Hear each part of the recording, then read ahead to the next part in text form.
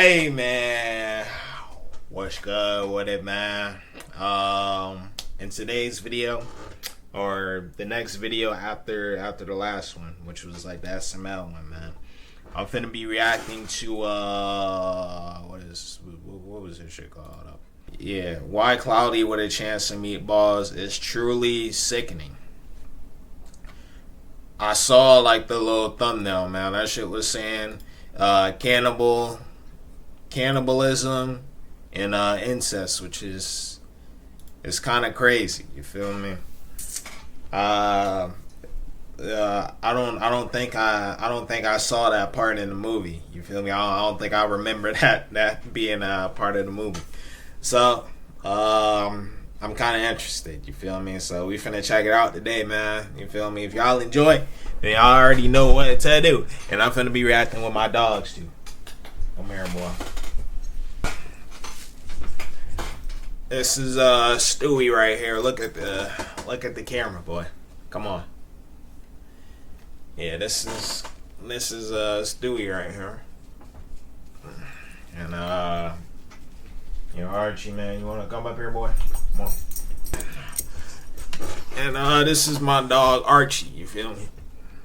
This is Archie right here, and this is Stewie right here. You feel me? So I don't know if I'm gonna try to react with them in the video, man. They're kind of crazy a little bit, as you can see with this one right there. He's kind of crazy. Stop it. Yeah. No, I ain't gonna do it. I'm just playing. They gonna be mad uncomfortable. Yeah, they gonna be mad uncomfortable, man. But yeah, man, let's check it out, man. If y'all enjoy, then y'all already know what to do. You hear me? Alright, let's hop on there. Mayor Shelburne is the first link. It's a conspiracy. Hold up. Cloudy with a Chance and conspiracy. Mayor Shelburne is the first link. He has lots of big plans, you see. When he starts off the movie, he's a small little mayor in a small little sardine-like body in a tiny town. He craves more. He spends the first bit of the movie manipulating baby Brent, calling him a son. I gotta pee, bro. But turns to Flint Lockwood when that machine starts raining food. And then he eats. He devours more and more and becomes morbidly obese, but also world famous as he renames the town and invites the world to come check it out.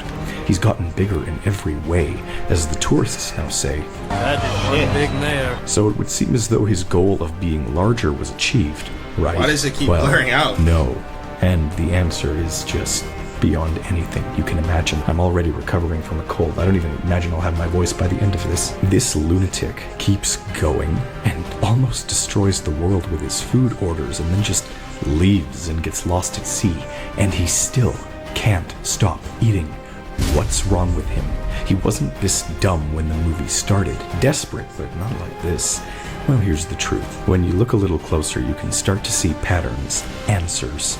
I set my sights on his cousin. Cousin, you ask? Who the heck is that? Well, when Mayor Shelburne is about to unveil the Sardine Land, we learn that Sam Sparks and Manny were sent by one of their news network's executives. This executive approaches them and says he needs them to go out to a random island as a debt to his cousin. His cousin, then, of course, is Mayor Shelburne, who looks fairly similar to him, and while unveiling his spectacle, talks about how he managed to sneak some press coverage. So these two are cousins. Now see, take a look at this. We have a taller, more successful cousin and a shorter, less successful Mayor Shelburne. They have the sort of relationship that incurs debt, and they surround themselves with the same sorts of desperate people. The mayor brags about spending the town's budget without consulting anyone. He's boastful and craves success. The cousin is kind of dismissive, but still successful and an executive. So this family is power hungry, and Mayor Shelburne wants to become big, to one-up the cousin who is more than he is. This whole family seems to have father issues as well, which the mayor uses to try and manipulate both Brent and Flint. All of this makes him a little bit more sympathetic, but it doesn't answer why he basically loses his mind after the food weather starts. Nobody gains this many 100 pounds in a single month. Nobody, except single Mayor Shelburne, month, bro? apparently. They do make sure to very Bro, you got that big in a fucking have month, father bro. issues as well, which the mayor uses to try and manipulate both Brent and Flint. All of this makes him a little bit more sympathetic, but it doesn't. This guy got to Dave Blunt's like type fucking size, bro. After a month, bro, that's impressive, bro. I'm not even gonna lie, like that's actually impressive, bro. Then again, this is like a Pixar movie. I don't know what the fuck I'm talking about. Like, damn, bro. That's why he actually basically loses his mind after the food weather starts. Nobody gains this many 100 pounds in a single month. Nobody, except Mayor Shelburne, apparently. They do make sure to very clearly state the time scale of things. It is one single month. Only a superhuman could undergo that sort of metabolism, but then it hit me. The whole plot is basically explaining it to us. The food is mutated. The food is doing this, not because he's just eating constantly, but because he's eating so much of this food in particular. It operates differently in his digestive system, and he allows it to. All of the townsfolk are insane when they eat this stuff. Just look at the kids. But he's the figurehead of the island. He runs the show. He has to be big. And so he embraces the insanity that comes along with this. Remember, he breaks into the lab and constantly overloads the machine. He's like an insane mouthpiece for the machine itself, mutated in the worst way possible to the point of coughing up the sheer volume that he shoves inside and gulps more aggressively than anyone ever should. It's tragic, but he has the short end of the stick to begin with. He's been placed in charge of a small town in the middle of nowhere, selling failed sardines to failed people and... Wait. Why? His cousin's back on the mainland, but he's stuck out here? How the hell is this town? Okay, hold on, let's zoom out for a second, bringing us to the next piece of this whole conspiracy, Swallow Falls itself. This town, from what we see, is quite isolated. Seriously, take a look at this. It's out in the middle of nowhere, underneath the A in Atlantic Ocean on a map. It's a pretty developed American town, but it's so far from the mainland, and if Mayor Shelburne wants to be big and famous, then why would he settle for this town? Does he have some insider knowledge? Is he stuck here? Why does he stay? They say the town was famous for its sardines, but what's weird is that they eat damn near only sardines.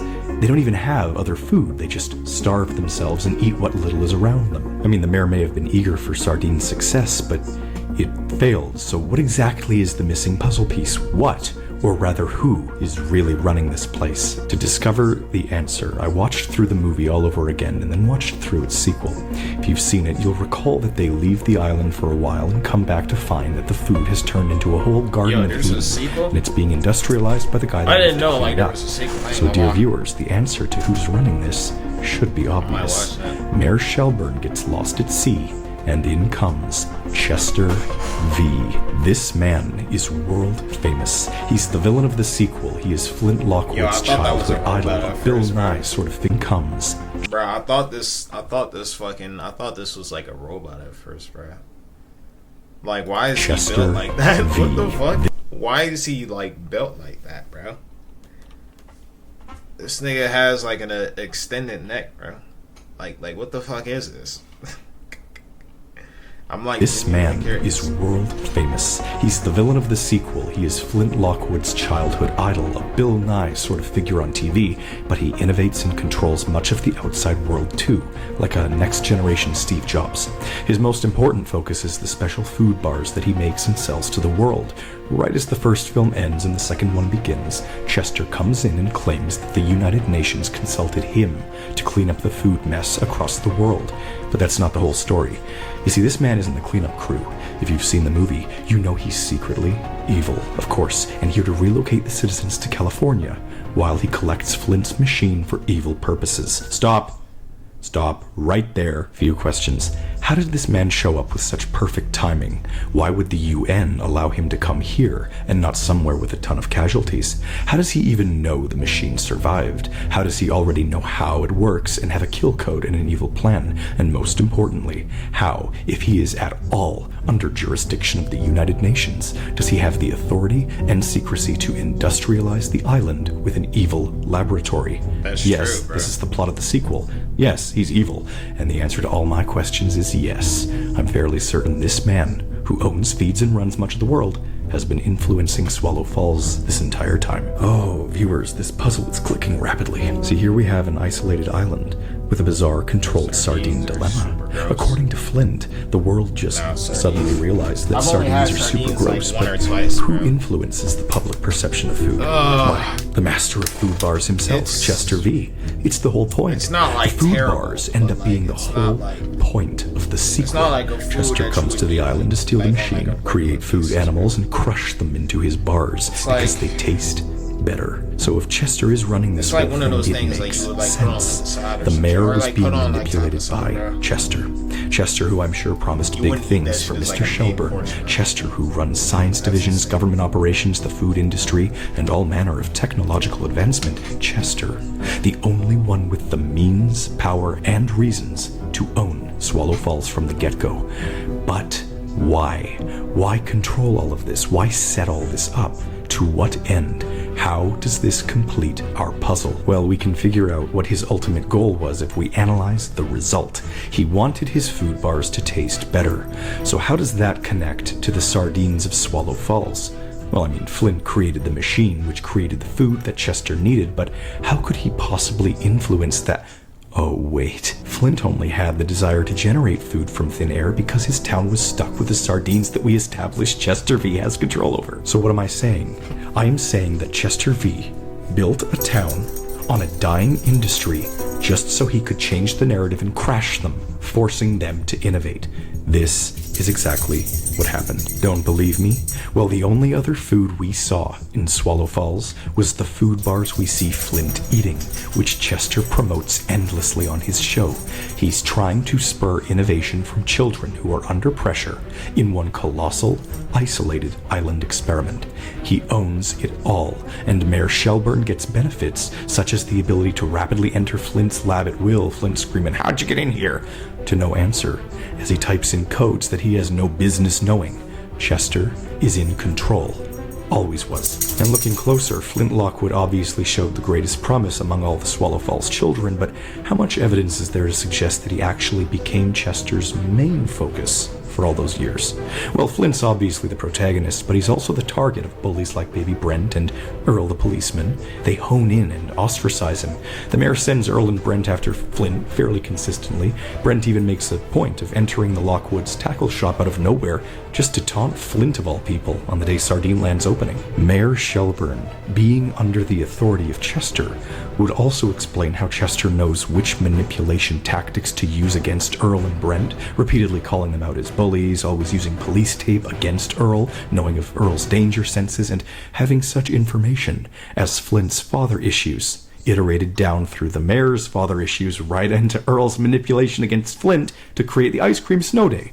Don't believe me? Well, the mayor uses Flint's dad to manipulate him too. Shocker. Also, notice how the characters take no time at all in changing their opinions of Flint, even though they've presumably hated him for years, unless they've only been ordered to hate him by Mayor Shelburne, and therefore Chester. You know, obviously none of these people have direct contact with Chester, just Mayor Shelburne, but the mayor does do as he's told. Earl was probably hired even. I'm betting him and his wife are ex-special ops agents or some shit. Same goes for the jack-of-all-trades himself, immortal cameraman Manny, who was brought into the fray by Mayor Shelburne's cousin, who is, yes, also Chester's puppet. Manny records everything, even when it's not asked of him, and is also the first to spot the duality of Chester's company logo. The sequel ends with the three teaming up against Chester, now puppets without strings. It's as if everyone knows just a little bit more than they let on, sort of like how Sam Sparks is actually super smart, or how these puzzle pieces are clicking in plain sight. Speaking of which, this second piece that we're still on is obviously very large, but it's very important to unlock the dark side. And you know, there are plenty of good characters in Flint's life. I think his dad is pretty clueless and innocent, but many are not so nice. And I do think Chester himself intervenes from a safe distance. I mean, is it any coincidence that Flint creates a monkey thought translator shortly after Barb starts appearing on Chester V's TV program? No, Flint himself even says the truth, staring us down in plain sight. It was like Chester V was speaking directly to me. Because he was. This psychopathic madman masquerading as Bill Nye the Science Guy still can't help but reveal his true nature, though. He tells them all watching, you most certainly will never be me. He can't keep his narcissism down. He knows it's targeted. He knows he's setting this up. He's limiting their potential if ever so slightly. He's so manipulative that I can't help but feel he puts everything in place to achieve what happens in the first movie, creating his kill code so far in advance. And here's a question. How on earth did the machine suddenly become a rocket that has the ability to float in the atmosphere? This makes no sense. It was never designed with any ability to levitate. It was only after Flint strapped it to the town's power station. The station that, yes, Chester would be controlling, as he pits mayor against cousin and sets up food, weather as a grand promotional publicity stunt, employing the Weather Network cousin for news coverage and mutation and manipulation, and the mayor's excessive pressing insanity, and the fact that there are literal meteorological diagrams on his food bar calculations. Why? People, this is planned. And Barb hates what it's all becoming. She constantly slams Sam Sparks in meteorology. Don't believe me? Don't believe the excessive meddling? Well, the mayor has to get his high-interest loans from somewhere, and Buddy in at the 11th hour comes to collect. He needed a scapegoat, and all the storyboards, hypotheticals, commercials, and plans are in the very same 2D style of Chester's science diagrams. So, dear viewers, as we zoom further and further into the farce that is Flint Lockwood's life, we get more of the picture and come closer to the biggest culprit, the final puzzle piece, the dastardly one who spurs Flint's worst impulses and annihilates him from the inside of his very soul. Chester is the one pressing him from a safe distance, but the one who encourages him through trial and tribulation, through danger and disaster, is actually his late mother, Fran. She's just at the beginning of the movie, and she is the only one to press him. She buys him posters of all his heroes, and Flint's constant failures mean nothing. She keeps him going. She gets him the lab coat, and her influence is there long after she dies, through both films, lingering over everything. In a more direct sense, too, Flint's dad is a counterbalance, and she is the only character left for the puzzle. So if she's pushing Flint this hard, why? Who is she? What is her goal? Is she just, a loving mother, or is there something more here? It should be noted that Flint's dad owns what was at one time a fairly successful fishing shop in a fairly successful fishing town. Maybe she made a deal to get them more money? No, that's not it. She named her son a pun. Flint Lockwood, almost in the name of fame. She was dead set on his success and his genius. The connection is direct, explicit, intentional. If she's linked, in this case, it would have to be directly to Chester himself then. We get one scene of her, and there isn't much to analyze, only one depiction. And dear people, I'm on the right track because damn it all to hell, she's wearing a prototype of Chester V's logo. Shit.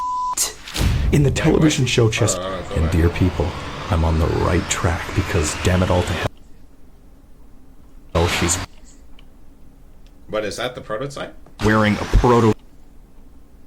Oh shit, it is kind of the prototype. I see it. I see it like a little bit, like right here, like in the flower and shit. I don't know if that's Chester V's logo. Shit. In the television show Chester V produced, we don't even see one hint of his orange hexagonal flowers. It's his new thing. The future's here. The whole fixation with Live Core, the food bars, this logo that struck immense fear into the food animals everywhere. But he doesn't even have it until after she does.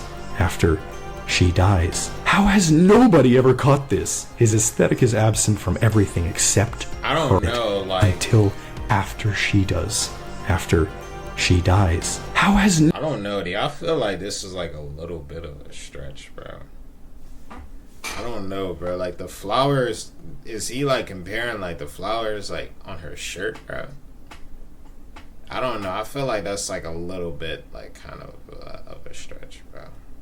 Like they don't really look like too similar. Like in doubt, I ain't gonna lie, bro.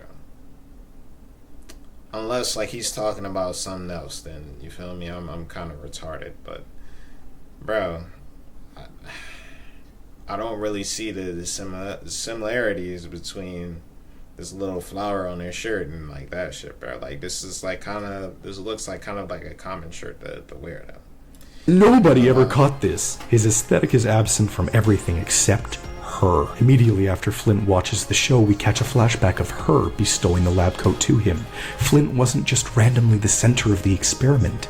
The reason he became the focus later on is because he was the only one directly influenced by a member of Chester V's team. She loved her son and wanted him to become the solution to humanity. She pressed, and it gave her delight in knowing her son would be the brilliant savior. And then she disappears right after.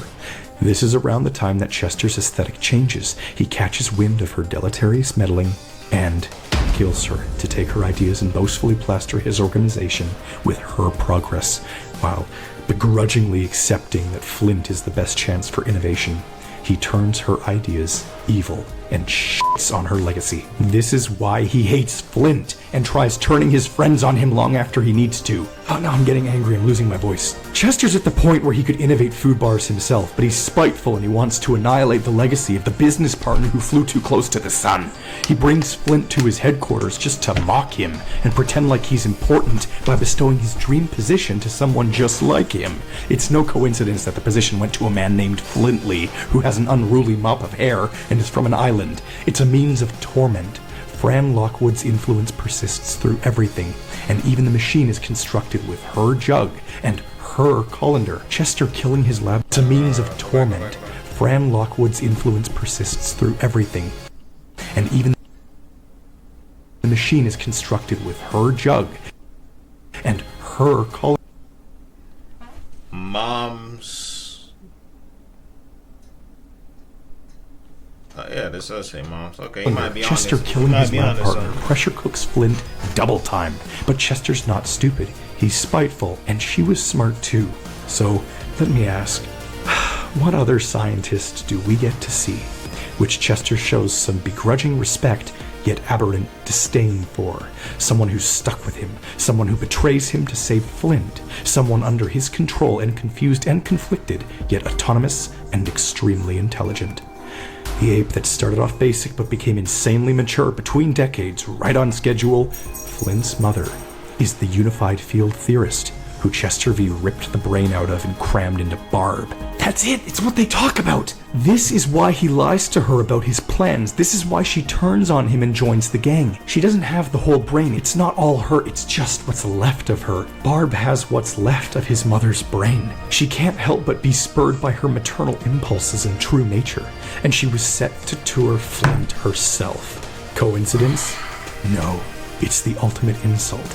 Barb is unknowingly Flint Lockwood's dead mother, or at least what's left of her, and it was through her continued influence and being betrayed by Chester that she can't help but be spurred by her maternal impulses and gang. She doesn't have the whole brain. It's not all her. It's just what's left of her. Barb has what's left of his mother's brain. She can't help but be why she defied feelings and extremely intelligent. The ape that started off basic but became insanely mature between decades, right on schedule, Flint's mother, is the unified field theorist who Chester V ripped the brain out of and crammed into Barb. That's it! It's what they talk about! This is why he lies to her about his plans. This is why she turns on him and joins the gang. She doesn't have the whole brain. It's not all her. It's just what's left of her. Barb has what's left of his mother's brain. She can't help but be spurred by her maternal impulses and true nature, and she was set to tour Flint herself. Coincidence? No. It's the ultimate insult. Barb is unknowingly Flint Lockwood's dead mother, or at least what's left of her, and it was through her continued influence and being betrayed by Chester that she managed to complete her son's destiny into becoming the anti-Thinquanaut. Okay, so we've almost unlocked the sickening shit, and my voice is damn near gone already. You know what else sucks? I've recorded this about 4 times because I keep forgetting to click the button. Okay, so far we've got the mayor very likely comes from a family of desperate power grabbers. One being his cousin at the Weather Network. He undergoes drastic physical changes because the machine has mutated food. And this whole time he's been scheming, as years ago, to achieve his goals of becoming a big mayor, he was manipulated by Chester into running a fake little town. It's all an experiment to pressure cook the youth into innovating Chester's food bars for him. And ultimately that happens. With time, they particularly hone in on Flint Lockwood, and everyone is controlled by authorities like the mayor, all leading back up to Chester. Chester chose Flint because Flint's mother was his business partner. He gets jealous of Flint's innovations and kills her, using her unified field theory to extract her mind and stick her intelligent brain inside of his orangutan to power it up. He then tries destroying Flint's legacy out of raw hatred in the sequel before he dies. And now, the crazy shit. Ladies and gentlemen, this puzzle is endless, much like a recursive primate turducken. And let's be clear, there is a fair possibility that Chester could actually be Flint's dad, if all this is the case. I mean, it does work genetically about as well as Tim Lockwood does, and interestingly, Sardine Boy himself, Eye of the Prize, father issues, fits the genetic description of Tim Lockwood's biological child as well, but that's definitely for another day. People, this is the part where the puzzle goes dark. We've only covered the light side, of course, the soft side. Get ready to rotate 90 degrees into a complex dimension beyond your imagination. A plane of suffering, untold shock, and appalling consequences. The darker side of this movie is so batshit psychotic, it'll have you squealing on the floor like a skinned piglet. I was going to wait, but I cannot. Barb is an amnesiac animal who idolizes the man who powered her up. There's a bonus scene at the end of the second movie where Barb offers to get coffee with Steve and implies that they start dating. Hold up, hold up, hold up. Stop, wait. First, these two are totally different species, but that pales in comparison to the fact that she is also, human? I wish I didn't have to think about these things, but here we are. I think Chester has normalized crossbreeding to increase population statistics, and I think he's on the threshold of world domination. Holy fuck. Okay, hold up. Okay, it would make sense, especially if he's dated Flint's mom like I presumed. And what's this? Flint's monkey thought translator works on his dad? What is this movie implying? Whenever I think about these things, I hope and pray that they won't recklessly traumatize me. Do I ever get what I want? Just more pain and agony. Barb decks herself out with glitter, gloss, makeup, all sorts of attractive human characteristics. She's very, very specific about being referred to as an ape and not just some monkey, which is a lesser being to her. You know, I can't help but feel like it's something in the coffee. I mean, it's everything to these employees. They're addicted, and she wants to give some to Steve at the end as well. Don't believe this ties back? Well, dear viewer, I'm sorry to shatter your fragile innocence, but when Barb tours Flint and Steve into Chester's headquarters, his employees tell us all we need to know. Hot! Not too bad yourself, monkey. Bro, what? Innocent for this. Humans are too innocent for this. You're too innocent for this. Why does this exist? But the bigger question is, to what end? He's promoting this to make him, what, self-feel better? No, there's a goal, of course. Well, people seem to take any relationship they can get, which is, you know, I mean, obviously it's not with animals, but there is a sort of reflection of society in there. What I think Chester is evolving everything so as to maintain a state of overpopulation that is not only less intelligent, but more docile and controllable. Is there evidence that this world has more people in it? Yes, of course there is. It's absolutely f***ing everywhere. In this bizarre hybrid town, we can see that there are a ghastly, unspeakable, whopping 62 trillion terminals. This would iterate the world population out to a minimum of 560 quadrillion people. Look at the population density behind the docks. Chester owns everything. It's why he has the relocation means. His facility encompasses the entire underground of the city. The city is even known for being his HQ. They say it. Look at it all. People. It's real. They damn near have to build cities underground at this point, which brings me to the kicker. What do you do with the disposable masses? It's the whole plot of these films. Food. It's the food okay. bars. This is where it the living this is livestock. where the I was hesitant, but it's true, ladies and gentlemen, it's true. It simply is. There's no other purpose for the excessive crossbreeding, and as Chester lowers the gang into his blender, he has no qualms, but is in fact enthusiastic. Food bars? You're going to turn them into food bars? Yes! And what's his fate? Chomp. Cloudy with a Chance of Meatballs is a prequel to Soylent Green, and this man is a stone-cold sadistic psychopath. I have every reason to believe that he could have even been killed and replaced by his clones at this point, but no one would even know. I mean, they're all rubbery, apathetic, robotic, ghostly fake, and his hair is changed, and all the other holograms are smart enough to play chess, brainstorm, and apparently they think they can carry him. Dear viewers, this is sickening me to the raw fucking nerve. Additionally, it should be noted that there does exist a spin-off show which is supposed to be a prequel. If you've seen even one episode of it, you know full well that the whole thing breaks the fucking universe's continuity. Sam Sparks shows up in Swallow Falls as a teenager, the mayor's a werewolf, Manny even lives there, it's whack. They vaguely try filling in holes regarding Flint later meeting Sam for the first time, but none of it adds up. He haphazardly says he'll erase their memory so they can meet him all over again, but it's a cop-out and nothing really makes sense. More importantly, that in particular solves none of the other colossal gaping plot holes contained within the entire premise of the show. The retconning here borders on reprehensible. For those who've sat through it, to my knowledge, there are equally as many pieces of evidence that prove my theories today as well as disprove them in the show, but that equalization doesn't even matter because, again, it's openly non-canon, and it's created by a bunch of completely different people who have no connection to the films, but comment on that matter if you've seen it, and it serves good to do so. If you aren't subscribed, do it now, please. It's very important to me that I hit 1 million after all this trauma! If you've already done that, all I can ask is that you please join my Patreon if you want access to my Discord or early viewing of my upcoming theories, Total Drama, Matilda, any more niche topic you may request there. I'll do those, and I'll give you shout-outs. Now, if you'll excuse me, I need therapy, because the robot holograms are going to eat us all, and I am disgusted. They are just like the machine that gained sentience and created an Eden with its very own strawberry-flavored Jesus Christ. I mean, Chester's using that machine to mutate the population with his food. We're all going to turn out like Mayor Shelburne. I don't even know what to say. Flint's mom knew he'd usher in the next generation of life, but it was sickening, and this woman is a true mastermind. No, I'm not gonna lie.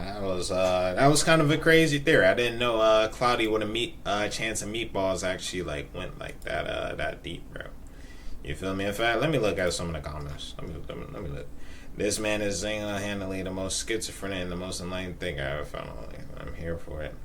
These aren't even theories. The theory is just so good that he just says the truth.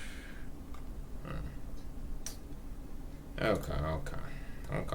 Seem for the most part to agree with what he's saying. I'm not gonna lie, I haven't I don't really remember like the plot of Cloudy with a Chance of Meatballs like that. You feel me? Yeah, and I like haven't like watched like the sequel or like really much like that, man. So I really couldn't tell you. Yeah. I don't know, man. I would like real shit like have to watch it, man. I've not been keeping up with this. I ain't gonna lie, man. But I saw like the cannibalism and the incest part. I didn't really see like the incest like type. He didn't really touch on like the incest like that. He might have did. Hold up. Let me look back at it. Hold up. Because I might be wrong. Hold on. Fuck!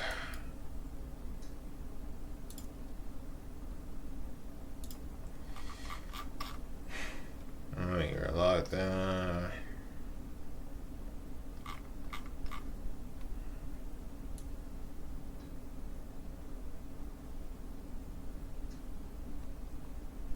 Yeah, I didn't see him like really go over like the incest part, man. So that might have been not to insult, but that might have been like a little clickbait. I ain't gonna lie, bro. But yeah, man. If y'all enjoy, I already know what to do, man. So yeah. Y'all enjoy it, man. All right, man. I'm about to be out of here. Bye.